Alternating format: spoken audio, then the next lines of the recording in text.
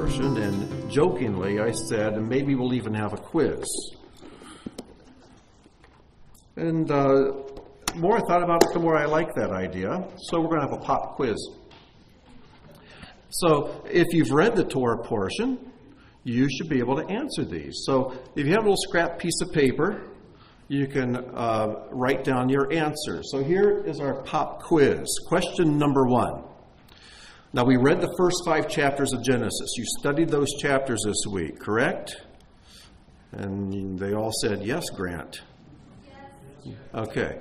All right, so question number 1. On which 3 days of creation did God name things? There were 6 days of creation, and the 7th was the Sabbath. And on 3 of those days, God named things. Which 3 days? Just put down the numbers. 1, 2, 3, 2, 4, 6, 3, 4, 5, 1, 5, and 2, whatever it is. Okay, just which 3 days? Ken, I don't see you writing these down. I'll have to send a note home.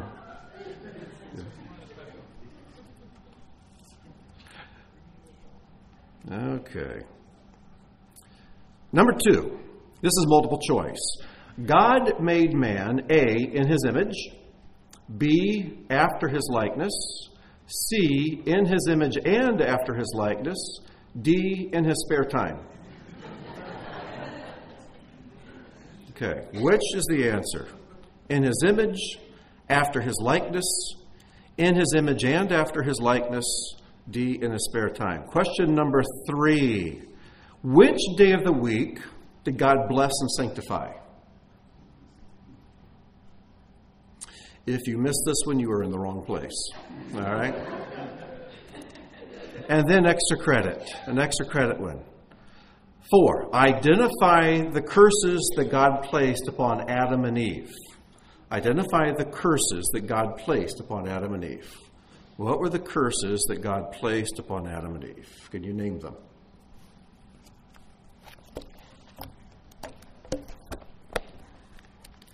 All right. Okay, put your names in those papers, pass them forward. I will grade them, and no, I'm kidding. I won't do that to you.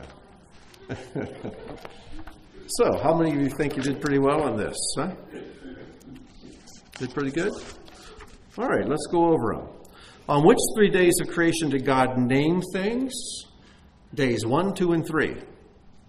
Days 1, 2, and 3, he named things.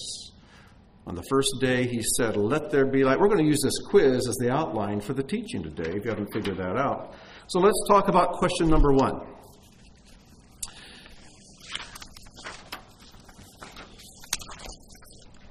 On the first 3 days, God separated things. And most of you are familiar with this concept. We've gone over it many times in the past. And may I just say that as we go through the Torah this year, I'm not going to try to cover every detail of the Torah portion. That's impossible anyway. We took about a year and a quarter, to go through just the book of Genesis. And all of those teachings are online, and they're on the podcast. And so if you have questions about Genesis, hopefully most of those will be answered in those teachings, because we went into quite a bit of detail there. And then the other teachings on the rest of the Torah, there are several cycles of those found on the website and on the podcast. So if you want to go back and cover a lot of the basics, you'll find the basics covered in those teachings. What I want to do this year, it seemed like at Yom Kippur, that this verse that I shared with you last week kept going through my mind. It's from Proverbs, and it says, the Torah is the lamp, and the light is the mitzvah. Or you could say the lamp is the Torah, and the light it gives off, the mitzvah is the light it gives off. Right? No, it's not right. Come on, folks. You need to pay attention. The lamp is the commandment, and the light is the Torah. Some people tend to think our commandments, the fulfilling commandments, that's the light we give off. No, that's the lamp. That's the physical thing. Proverbs says that the lamp is the mitzvah. That's the physical thing. When you physically obey a commandment, you've done a physical deed. That's a lamp. In other words, it's a potential for light. But it's the Torah itself that is that light. A lot of people think that the entire Torah is just commandments. You take all the commandments out of Torah, you still have a whole lot of Torah left. In other words, the Torah contains something otherworldly. Yeah, it's got commandments. It has physical things you should do. And when you do that, that creates a platform and a potential in your life for light to go forth. But the Torah itself is revealing God to us, revealing His mind, revealing His soul, revealing His ways. And what I want to do in this cycle is to see ways that the Torah reveals God to us. Things that don't necessarily meet the eye, but things that appeal to spiritual sight. So, I encourage you to go back to go over those other teachings to cover the basics. But this year, we're going to try to go a little deeper in certain places. All right. On days 1, 2, and 3, God separated things. On days 4, 5, and 6, He filled those things that He separated.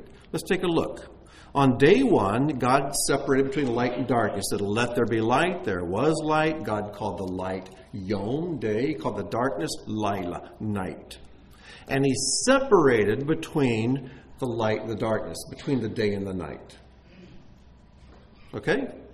He called the light day. He called the darkness night. He separated and He named the things. On the second day, He separated the waters above from the waters below.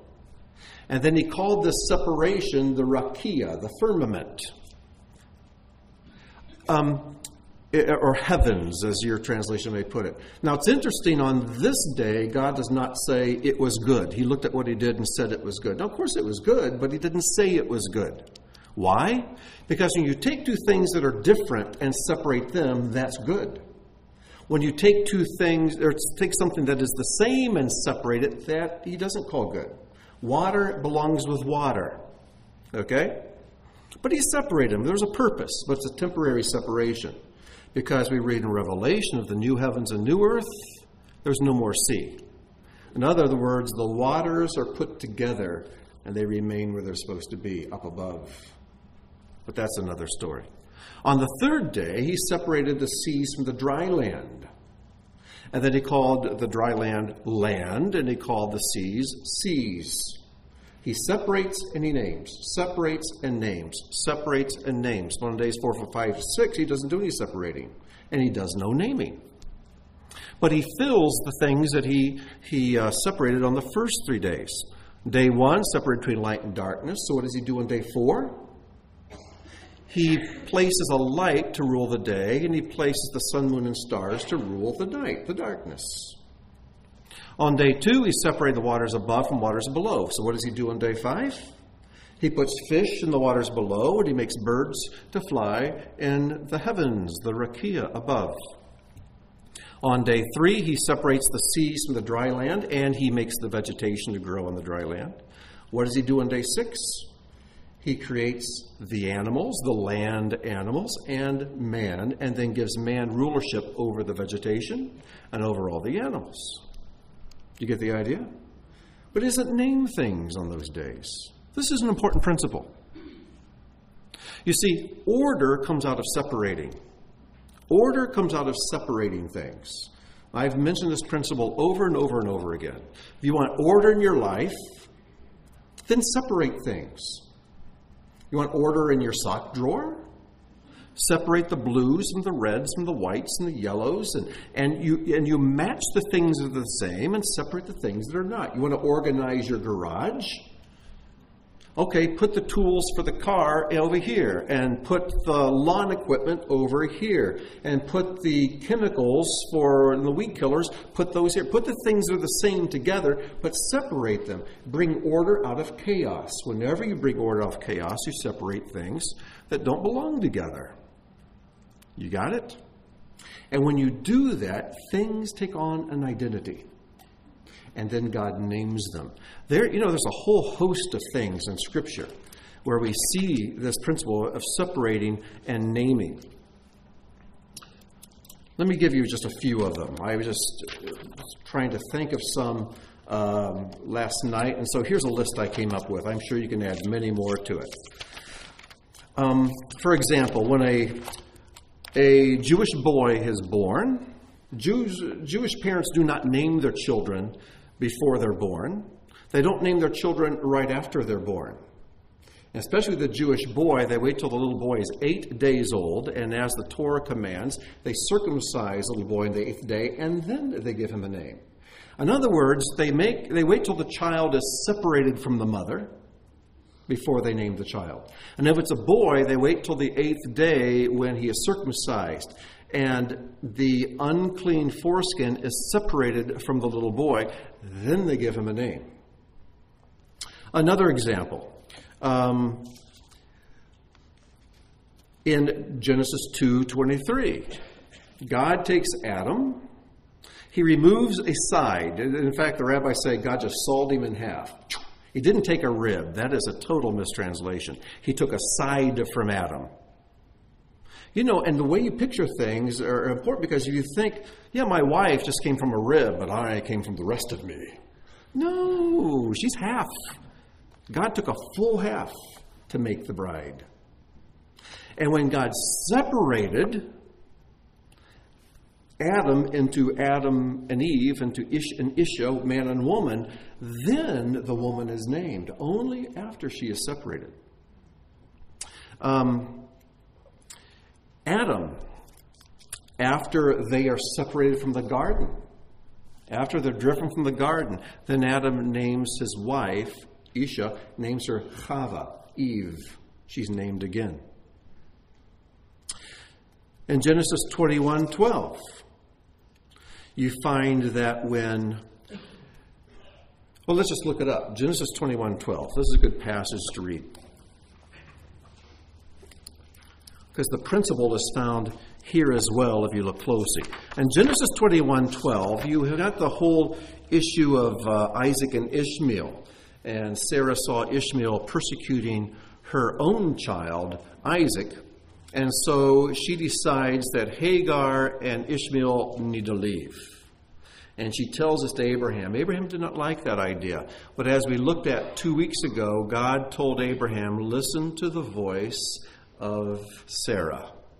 We spent the whole morning talking about that verse. And so, in other words, God says to him, go ahead, you need to separate them. And what does he say? He says, so God said to Abraham, be not distressed over the youth or your slave woman. Whatever Sarah tells you, heed her voice, since through Isaac will offspring be considered yours. In other words, he names, and in some of the translations it says, it's in the name of Isaac that your children will be called. Then they will be named. And so, again, Isaac's name is emphasized after the separation. We see this principle even more clearly over in Exodus 26:33. In Exodus 26:33, this is a great picture. This is the picture you can hold in your mind. God is giving instructions about the tabernacle. And you shall hang the veil from the clasps, and bring the ark of the testimony in there within the veil. And the veil shall separate for you the holy place from the most holy, or the holy place from the holy of holies. Picture the picture here now. You've got this room made up of these planks covered with gold. They're fastened edge to edge. Do you have a holy place in the Holy of Holies yet? No. Not until you put the veil that separates do you now have a Holy of Holies in the holy place. Before the veil, it's just a mixture. But with the separation of the veil, as it says there, that the veil shall separate for you the holy place from the Holy of Holies. And then I thought it was interesting this morning. I'd forgotten that we're going to read Revelation 2, and Dan read the second chapter of Revelation during the prayer service. Because, did you catch the part about Pergamum? When Messiah sends the letter to Pergamum, he dictates this letter, and how does he identify himself? As the one who has the sharp two-edged sword. A sword is used to separate, isn't it? And then what does he say? In Pergamum, there were two groups of people mixed together. There were those who loved God and wanted to follow him. But there are other people who said they loved God. They were very religious, but their hearts were very far from them. And there was a lot of paganism mixed in. It was an ugly scene. So Messiah describes himself as the one having the sharp, two-edged sword. And then he tells his followers in Pergamum to become conquerors. He tells them to stand up, to be different, to move away. And he says that if you do not, that I will, Revelation 2:16-17 says, therefore repent, turn around. If not, I will come to you soon and war against them with the sword of my mouth. He mentions the sword again. He who has an ear, let him hear what the Spirit says to the congregations. To the one who conquers, I will give some of the hidden manna, and I will give him a white stone with a new name written on it. You get the picture? When you separate yourself, when you make yourself holy, you put yourself apart. When separation comes, then God identifies and names things as now they have a new identity. This principle set forth there in the first 3 days of creation. The key to unity is order, and the key to order is separation.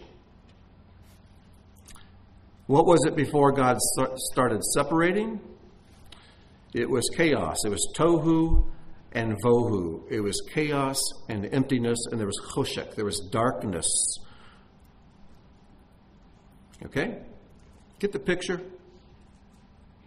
What's the lesson for us personally? There are things in your life and in my life that are compromising my identity. I am called to be an ambassador for God. I am called to be as much like Messiah as I can be. I am called to be a vessel of light. I am called to be a child of God. And we can go on and on and on what we are called to be. But there are things in your life that are inconsistent with those callings. There are things in your life that compromise the identity God says you are to have. We are children of the Father. That means we bear our Father's traits. But do we sometimes behave in ways that are contrary to our Father's rules? Are there things in your life that are displeasing to God? You see, when you separate those things out, put those aside, your name becomes clearer. Who you are shines forth more. You become more the person God wants you to be. It's a matter of washing away the crud, slicing away the dead stuff, putting away the things that drain your spiritual energies and make you less effective. You know, the Holy Spirit's speaking to your heart, says he is to mine. You know what I'm talking about. But we want to be people who bear the name of God and do it clearly without compromise. Or don't we? I mean, do we or not? If we do, God wants to bring order out of our chaos. He wants to bring out of our mixture a clear delineation between light and darkness. And he wants us to be vessels of light. He wants us to walk in the light as he is in the light. And then he and we have fellowship with one another. You got it? Okay. Well, the second question on our quiz was multiple choice. God made man A, in his image, B, after his likeness, C, in his image and after his likeness. And if you put D, you're probably in the wrong place. But the answer is A. It is not C. And you all put down C. It's not C, it's A.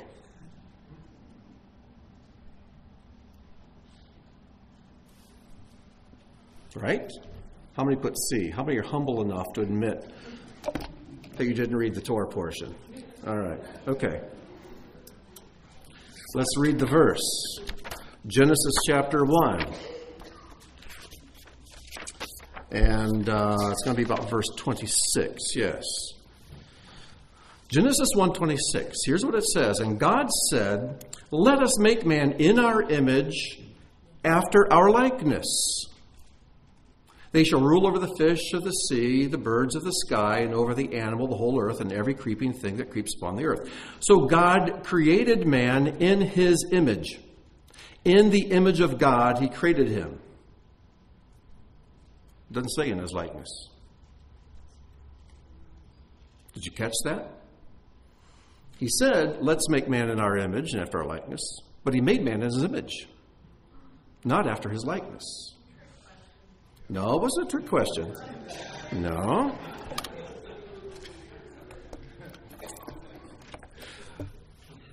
Everything that is the way God, it seems like a trick question. And I couldn't wait to tell you what the real answer was, so you'd all be totally embarrassed. I couldn't wait. But I understand that if you put C, because actually, letter place, you'll see where C could apply, so I'll give you half credit on this one, all right, if you put C. But God's purposeful, the way he arranges the words in his Torah. The letters, the words, the order, every single thing in the Torah is absolutely planned out. Totally purposeful. And Messiah says even the jots and the tittles, the tagin, the little decorations in the letters have purpose, and they are eternal things. So if God says, "Let's make man in our image after our likeness," but then he made him in his image, and twice it emphasizes, in the image of God he made him, and it doesn't say that he made him in his likeness. Why? Why is that? Well, you know, when you do a study of these two words, image and likeness, Zelem and Damut, it's not an easy word study to do. It's a very difficult study. First of all, before we look at these two words, let me show you a Hebrew word that God did not use. The word for form, a visual form, is the word to'ar. And nowhere in the Bible is this word applied to God. God did not make us looking like him. Don't you dare think for a second God has a head and two arms and shoulders and legs and ears. Don't think that. God does not have a corporeal body. He does not have a physical body. Period. God is spirit. Messiah tells us in no uncertain terms, God is spirit. He is not physical, period. Okay? So, the word to'ar, a form, a physical form, is not the word used. The word that is used for image is the word zelem. Zelem. Interesting word. It refers to the essence of what a shape attempts to convey. A zelem. It comes from the word zel, which means shadow. For example, when you look at the screen here, the letters, the things you perceive as letters, what you see on the screen is not ink on paper. What you're seeing up there are shadows. The light bulb inside the overhead is projecting the light up through here. It's refracted through this mirror and out the lens, and you see shadows up there. You're not looking at the actual thing. You're looking at shadows of the actual thing, which I can see up here. And that word zelem is kind of interesting because it's zel plus the letter mem. Zel means shadow. The man that God designated to build the tabernacle, Batzalel, in the zel, the shadow of El, God. Batzalel, in the shadow of God. Okay? Zel is shadow, but mem is the letter whose name means water. So think of zelem, image, as a shadow of water or a shadow on water. It is no coincidence that our bodies are over 90% water. You're mostly just a walking water balloon is what you are. but in the shadow of God. The word Zelem itself gives you a picture of what your body is. There's the shape of God. Through the light of God, there's a shape, there's an idea on water. But you can't get much more specific than that. Now, the word damut, on the other hand, damut is the one that's translated likeness. Damut. And according to it's interesting looking at Maimonides and Nachmanides and Hirsch and all these great Hebraists and rabbis and Torah commentators, and none of them have the same definitions for either of these words. Because their words are kind of avoid being nailed down. But this is about as close as we can get. It's an inner correspondence, an intellectual apprehension. Whereas Zelem is kind of an external thing, Damut is an internal thing. They do pretty much all agree on that. In fact, the Kutnik edition of the Chumash translates, "Let us make man in our image and after our likeness." It says, "in our image and intellectually endowed like us." Because it's like the amplified version of the Torah. It tries to bring out the inner meaning of words. So sum it up this way. Zelem is the external. What's the external? It's like a shadow of God on water. Pretty foggy, pretty vague, but enough to realize we're to represent our Creator and not represent some animal on earth. We're to represent Him. But the word damut, likeness, has more to do with the internals, the mind, the soul, the spirit. And remember, it says God made Adam according to his Zelem. It does not say he made him according to his damut. You know, if he had, Adam and Eve would not have sinned.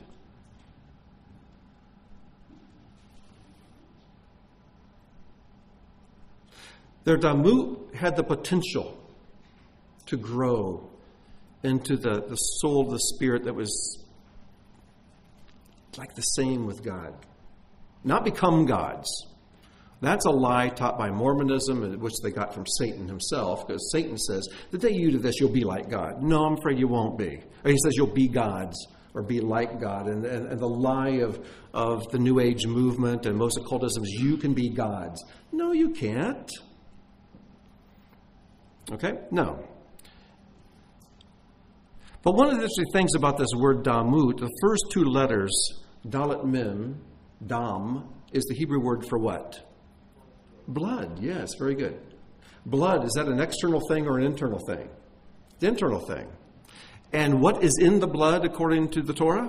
The nephesh, the life, or the nephesh, the soul is in the blood. I got it? So even damut has to do with internality. And you could even pronounce that word damot, which is the plural of blood, bloods. Another thing, too, zelem is a masculine word and damut is a feminine word, for whatever significance that might have to you.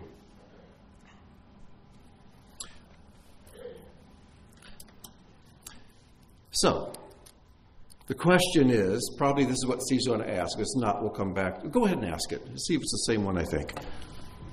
Genesis 3:5, when Satan is tempting Eve, he says, "You will be like God."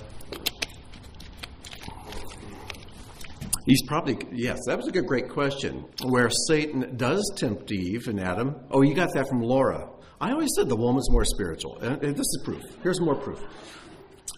Laura, as her question is this what Satan's referring to basically when he tells Eve, and Adam was right there with her, that you use this, you will be like God, knowing good and evil? Absolutely it was. Absolutely it was. And here's the reason it does not say, I know, Adam, you're looking at Genesis 5. We'll get to that in a second. I could read your mind. But this is the reason why it does not say there that he made him after God's likeness. Because you see, here's the truth of the matter. He made him in his image right there and then. But making mankind into God's likeness is something God has been in the process of doing since that day. And here's where it comes to completion. 1 John chapter 3, and we'll start with verse 2. 1 John chapter 3, verse 2. There is a day coming that John was looking forward to.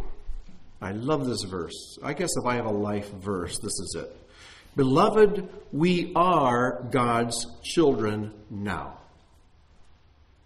And what we shall be has not yet appeared. Haven't seen it yet. But we know that when he appears, we shall be like him, because we shall see him as he is. Now, when John wrote this, he had to have been thinking back to the first few chapters of Genesis. Because did Adam and Eve actually see God? Never says that they did.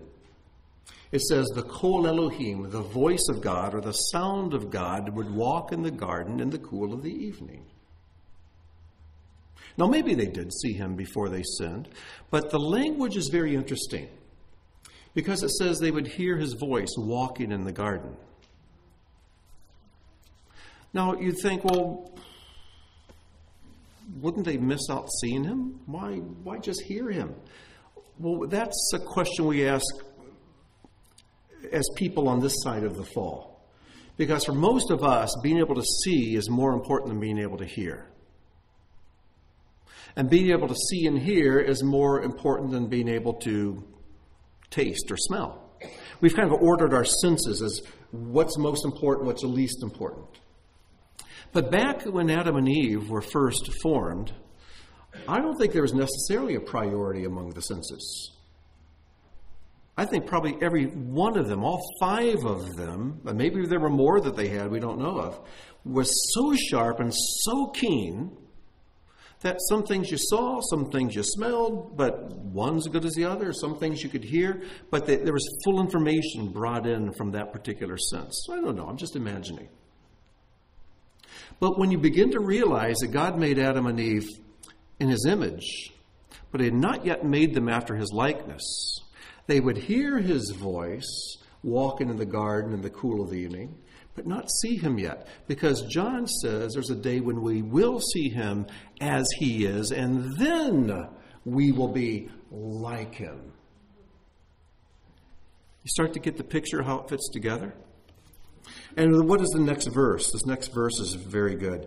And everyone who thus hopes in him purifies himself as he is pure. There's that separation again.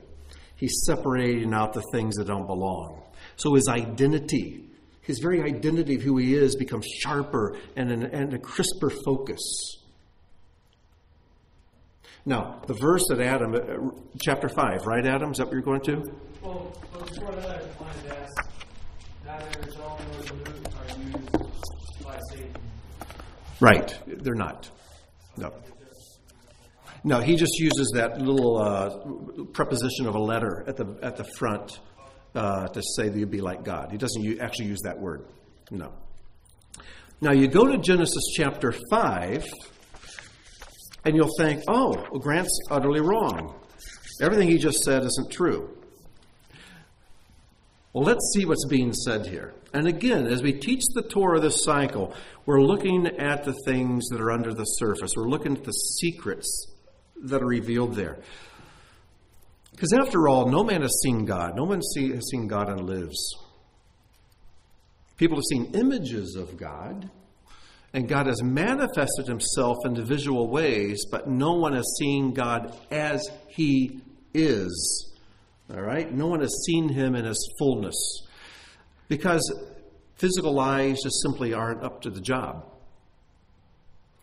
God is spirit, so we must have spiritual eyes to see him. And it's spiritual eyesight God is interested in us developing. Because even in the world to come, I'm not sure that we will even see him then with physical eyes.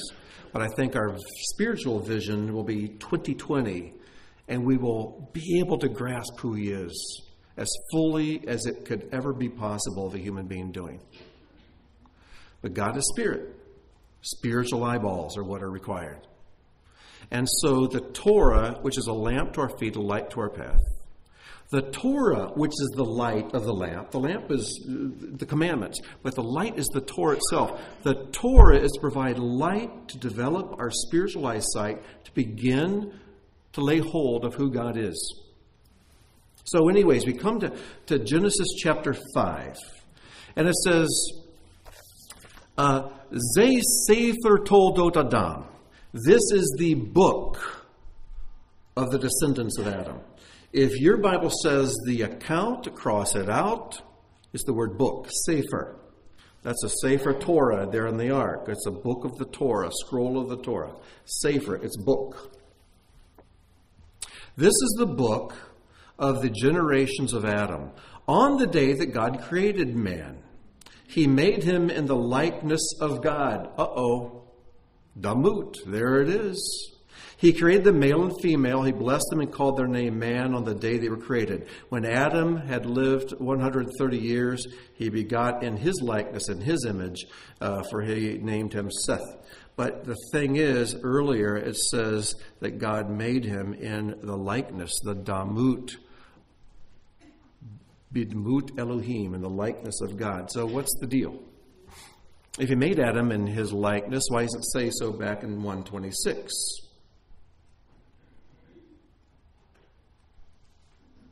Well, let's look deeply into what's going on. It doesn't say this is the story of how God made Adam into his likeness. This is the book of the generations of Adam. And though it's in the past tense, oftentimes things are used in the past tense to show a fact that is established whose outcome is certain. This morning when we were going through the Siddur and we go through the prayer of Mary, where she's been visited by the angel and realizes now she's going to become the mother of Messiah. Look at her prayer. She writes things about the future, but she writes them in the past tense. And this is a common thing. In fact, it even talks about how Yeshua, the Messiah, was crucified before the foundation of the world. Well, wait a minute. Historically, he was crucified many, many thousands of years after the foundation of the world. Why does it say he was crucified before the foundation of the world? Because before God even began creating the earth, he knew the plan. He knew he'd make Adam and Eve. He placed the serpent there, knew they would sin. God was not upset. He wasn't shook. He wasn't shaken up. It's according to the plan. It's okay. I got this figured. Because I didn't entrust Adam with the salvation of mankind, I entrusted Messiah with the salvation of mankind. And though Adam failed, Messiah will not. The first Adam messed up. The last Adam succeeds perfectly. So, look what it says here. This is the book of the descendants of Adam on the day God created man. He made him in the likeness of God. And then it goes on through the 10 generations from Adam up to Noah. Now, the chapter before, God gives the 7 generations of Cain's line. And Cain's line went for 7 generations, and they're all destroyed in the flood.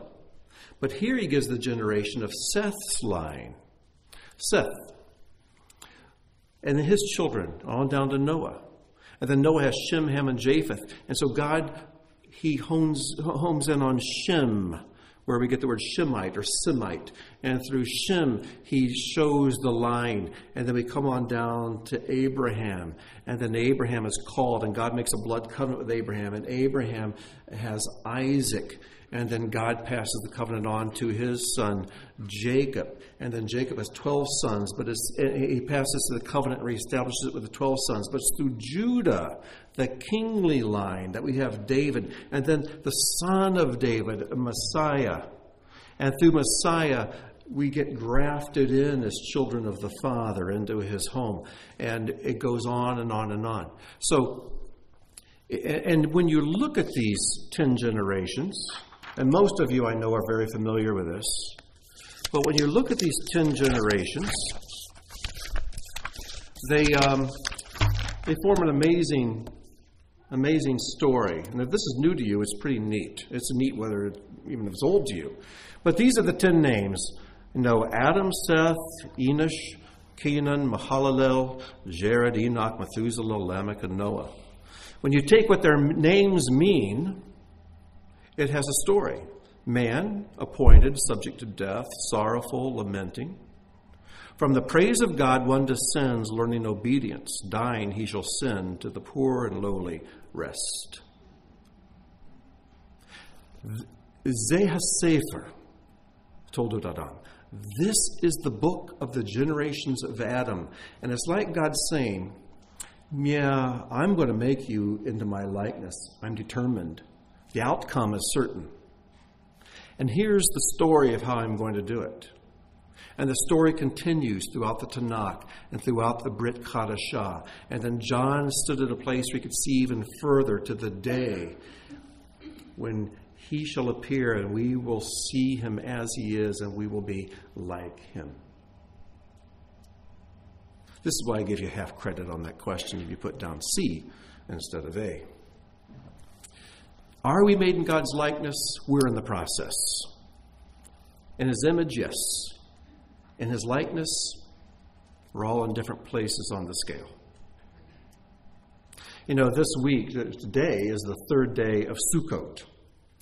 And the Torah commands us on Sukkot to take what are called the Arba Minim, the 4 species. It's found in Leviticus chapter 23 and verse 40. And I try to go over this every year, and I normally do it during the prayer service.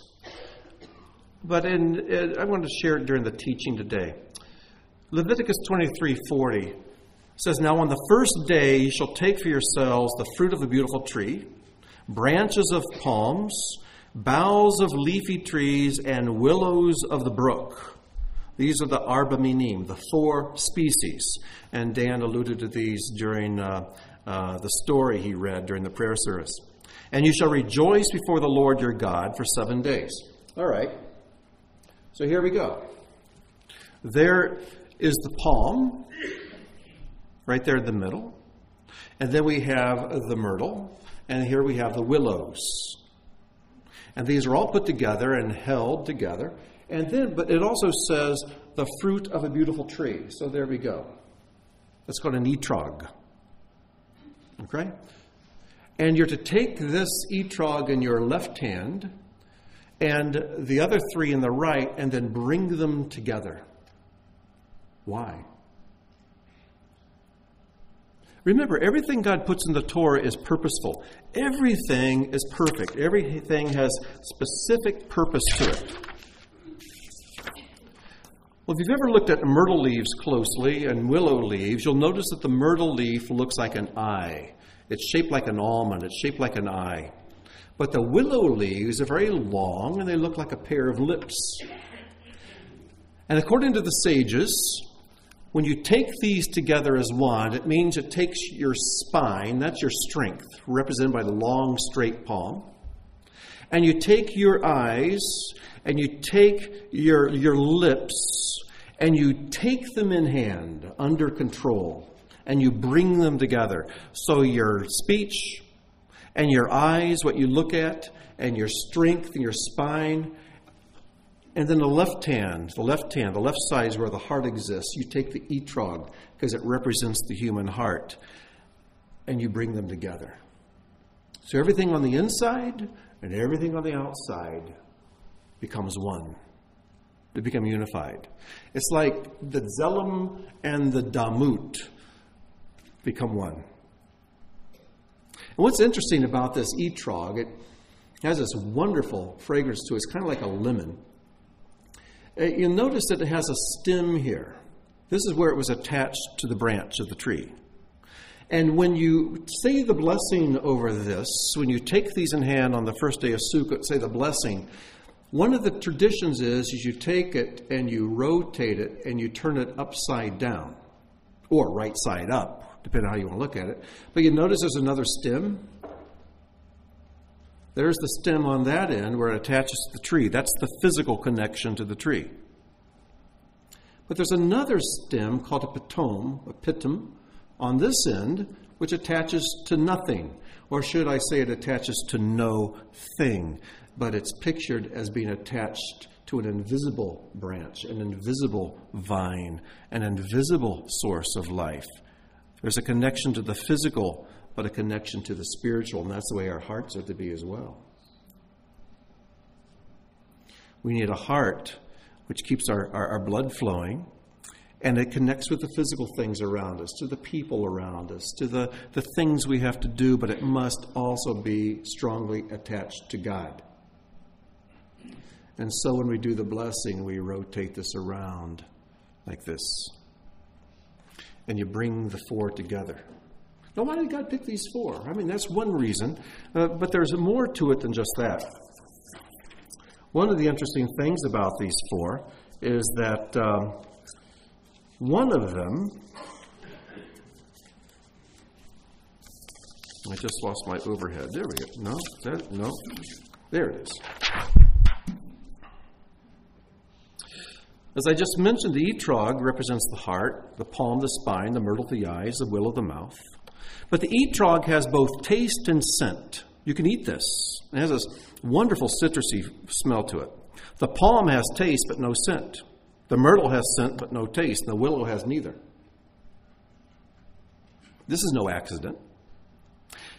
And according to the sages, the one who has scent and no taste is like the one who has Torah learning but no works. And the one who has taste but no scent is like the one who has good works but no Torah learning. And the one without either is like one who has no Torah learning and no good works. But this one has both. That's what's ideal. So the question is, why don't we just throw out the myrtle because it doesn't, or the willow because it doesn't have either one? It's kind of worthless. And God says, no, this represents four kinds of people as well. And to make Israel complete, to make the body complete, you bring them all together.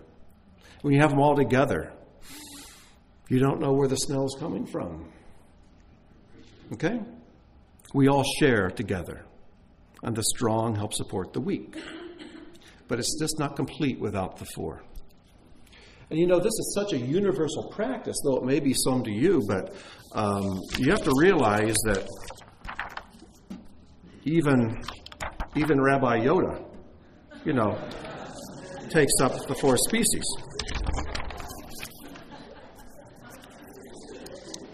So I just want you to realize this is not something new, all right?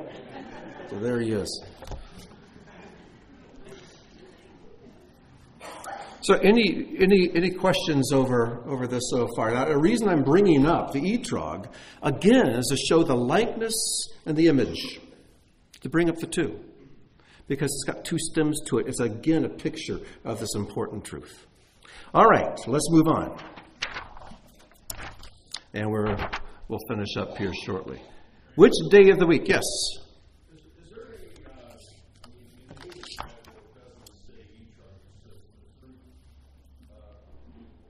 Yes.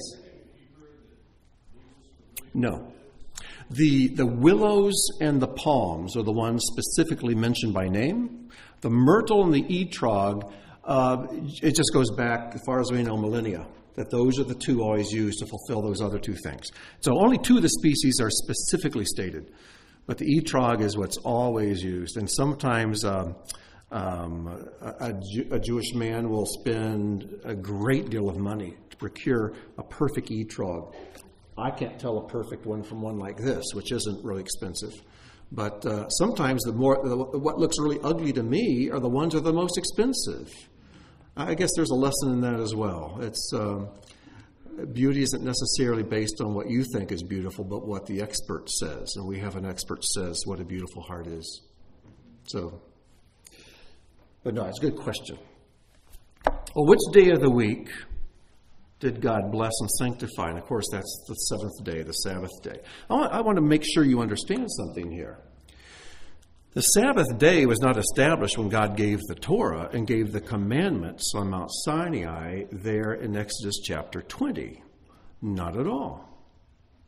In creation, God established the Sabbath day. And God, it says there that God blessed the seventh day and he sanctified it. He made it holy. It was only later when the Torah is given, God commanded his followers to keep it holy. It's already holy. Man has no ability to change that. The Sabbath day, Friday night sundown, Saturday night sundown, was established at creation as the day God blessed and made holy. Now what's interesting is that every other kind of measure of time you can establish through nature. You can establish the length of a day through nature. Cycle of dark and light. You can establish a month through the cycle of the moon, 29 and a fraction days. You can establish a year through the seasons, the constellations. Okay, you can establish all those things.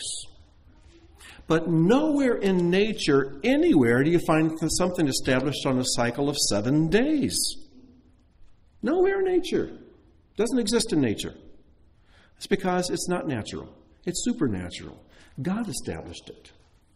And by observing the Sabbath, you put yourself in sync with him. Something he did that is as foundational as the creation itself. And as one of his people, he's telling us, now, I blessed this day, and I sanctified it, but I'm going to command you to guard it and to keep it sanctified. Keep it holy. Don't let anything intrude upon this time. This is our together time. This is our time where you and I meet together. I'll be there. I'm available. You've got my promise on that. The question is, will you be there? Are you going to make it of the utmost importance? The world's going to laugh at you because there's nothing in nature that says this day is any different from any other. But it's my word revealed to you that tells you that it is different. And if you enter into it, you will begin to see me more clearly. That spiritual vision will begin to sharpen. And if you don't, it won't. I'm going to make you into my image and likeness, whether you like it or not. You can go easy, you can go hard. You can go in a way where there's no reward, or you can go in a way that there is reward. You can begin to enter that blessing that that day contains even now. Why not begin to portray me and display my traits, your Heavenly Father's traits in your life now? Don't rebel. This is a family rule. You're part of the family. Keep my family rules. David, I saw your hand up over here.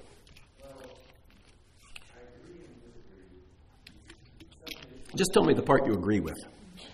No. How's that?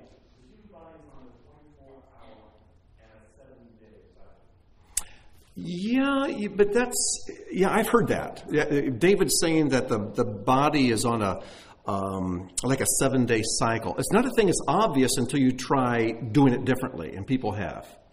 It's not something it's just revealed in nature. It's something you kind of discover when you try to go with an 8-day or 9-day or a 3-day week. You're right, there is. It's just not quite that obvious.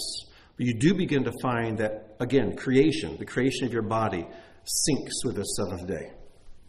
There is truth to that. So I do agree and disagree with what I just said earlier. I'm with you. I agree with you that I disagree with me. So, Adam, your hand was up. Well, my question lined up with kind of what I was going to ask. Like, our week, those are all Norse gods, the names that we use. So obviously it's a pattern that exists in other cultures. Is that just something that's built into human understanding? That 7 days makes sense? And so it emerges in cultures that don't have concept of God? I don't know. Seeing as how the Sabbath goes all the way back to the week of creation, it would have been something that Adam was aware of, and his children, and Noah and his children, and all the way. It was established from the very beginning. It wasn't something new that came in through Moses. It's something that long predates Moses. Moses just reiterates its importance among God's children. So, but yeah, you have a great question. I just don't have a better answer than that, though. I saw a hand up over here. Yes.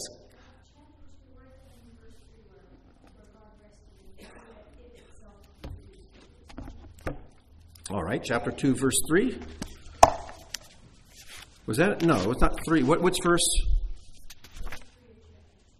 Oh, okay, it is verse 3. Yes, there it is. Yeah, the word is nachum, is the root.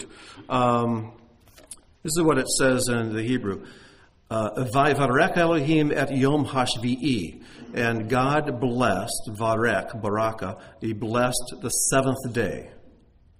V'kadeshoto, and he made it kadosh, he made it holy. Kivo shavat, ki in it shavat, he rested, he stopped, I should put it that way, he ceased. Shabbat is an interesting word. It means to purposely cease, whether you're tired or not. You bring it to a close. And what's interesting about the word Shabbat, too, is that the way it is spelled, Shin Bet Tav. The last 2 letters of the Hebrew alphabet, are Shin and Tav. Okay? The last 2 letters. You take those 2 letters, the last 2 letters of the alphabet, and then take the first letter of the Torah, the letter that means house, the letter Beit. You stick it in the middle of those 2, and now you have the word Shabbat. Why is that? Well, there are a whole lot of lessons you can gather from that. It's like Beit, which comes at the beginning. God says it's included in the end. That almost as if God took something out of eternity. It's almost like Beit belongs there, but he took it out and says, I'm going to put it back here, but I want you to understand you belong to something at the end, something in the world to come. And this is where your house is to be. Because a person who enters into the Shabbat steps out of this world and steps out of time and steps into the world to come. He gets a fragrance of the world to come. He's saying, this world's passing away. My security does not rest upon this world. My finances do not rest upon this world. My finances and security don't rest upon my work. God has given me work. He's given me responsibilities, but he's also given me the responsibility to step away from them and recognize that is not where my security comes from. My security comes from him. And so I am going to rest here in a finished work. I am going to step out of this present world and spend 24 hours in the world to come at the end of time. It's an amazing picture. Yes, Fred. The Shin also speaks of the Shekinah, yes. And the Shekinah, when it's welcomed into the house, into the big, Yes. brings this peace. Very, very well put. Yes, when the Shekinah enters into the house, it brings this peace with it. It absolutely does. Absolutely does. Well, let's finish our verse that Deborah was asking about. Kivo Shavat, on it he ceases work. Mikol milakto, from all of his work. Asher bara Elohim la'asot, which God created to do. So it's not a word so much there of resting as of ceasing. Now, there is another place where it says that he was refreshed, and that's the word nachum. That's where we get the word nahum. But it's not like God gets tired and needs refreshed. Nachum is a word that has to do with, kind of associated with breath. He didn't need to catch his breath either. So why does God need to rest? What does that have to do with it? It can't do with fatigue. It can't do with being tired, being out of breath. It simply, I think, means that rest is the normal state in which God exists. He returned to normal, which means our lives are completely backwards. To us, normal is working all the time for as much money as we can make. And taking a day off and just spending it with God, that's not normal. But God says, oh yeah, it is. These 6 days a week, not normal. In fact, part of the curse upon this earth is that it requires more work to bring forth your necessities. It's not normal. Rest is what's normal. And laboring into that rest is the work God has given us to do. There's only one time in the Bible I can find God tells us to be afraid, to be very afraid. Now that is that we should fear some promise left us of entering into his rest. We should fall short of it. We're to labor to enter into his rest. Which brings up now the last question, and we'll close. Identify the curses that God placed upon Adam and Eve. That is a trick question. He did not place any curses on Adam and Eve. He cursed the serpent, and he cursed the ground. The word curse is not used when it comes to Adam and Eve. They were not cursed. Oh yeah, he made Eve's birth pains difficult, but that was not called a curse. Yeah, and Adam would have to work harder to bring forth bread from the earth, but it was not called a curse. The curse was on the earth. The curse was on the serpent, not on Adam and Eve. And don't you ever think that God has cursed mankind from the beginning. Isn't true. All right, let's close in prayer. Father, thank you for this time. Thank you for your word and the many hidden treasures it holds for us. So, Lord, I pray as David did, that, Lord, you would open my eyes that I may behold wonders from your Torah. And, Lord, I pray that week by week we may behold wonders and truths and depths we did not know existed. And as we behold these things, that we would discover that we're actually beholding you spiritually as you are. And that our spiritual vision is becoming more acute. And we're becoming more like you because we're seeing you more clearly. And your determination to make us after your likeness will take another step towards completion. Lord, make us the people you want us to be. And we'll give you praise for it even now in Yeshua's name.